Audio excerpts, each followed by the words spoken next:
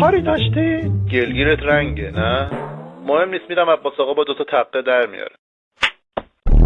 خانم لنگو پاچتو جمع کن. خواستم نشون بدم 2 تا پا دارم. خب منم دکون دارم، دلیل نمیشه نشون بدم.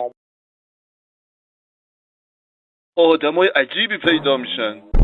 میشه شما هم یکم مؤدب‌تر بشینین؟ به خاطر شیکمشه، وگرنه خودش دوست داره درست بشینه. نه اتفاقا من همیشه اینجوری میشینم، دوست دارم هوا بخوره اصلا.